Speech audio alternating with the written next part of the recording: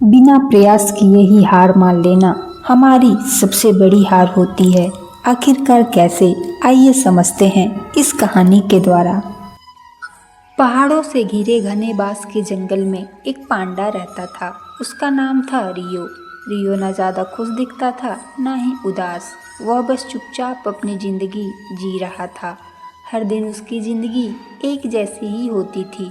सुबह उठना, बांस खाना, थोड़ा जंगल में घूमना और फिर किसी चट्टान पर बैठकर देर तक खामोश रहना।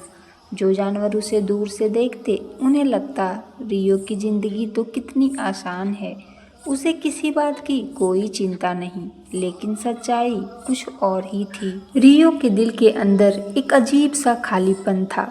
उसे किसी ने धोखा नहीं दिया था, उसने कुछ खोया भी नहीं था।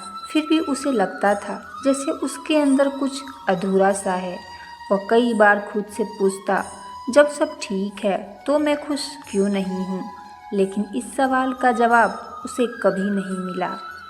धीरे धीरे रियो ने नई चीज़ें करने की कोशिश करना ही छोड़ दिया। उसे लगने लगा कुछ बदलने वाला नहीं है तो कोशिश क्यों करूं। वह उदास नहीं था, लेकिन उसने उम्मीद छोड़ दी थी।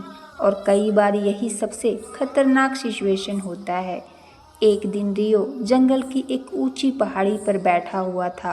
वह काफ़ी देर से वहीं चुपचाप बैठा था। उसी समय पास में एक छोटा सा पांडा खेल रहा था। वह बार बार पहाड़ी पर चढ़ने की कोशिश करता, फिसलता, गिरता, फिर उठकर दोबारा कोशिश करता। उसके चेहरे पर डर नहीं था, बस कोशिश करने की खुशी थी। कुछ देर बाद वह छोटा पांडा रियो के पास आया और मासूमियत से बोला, तुम यहाँ रोज बैठते हो, क्या तुम कभी नीचे जंगल में नहीं जाते? रियो ने कोई जवाब नहीं दिया। बच्चे ने फिर पूछा, या तुम डरते हो?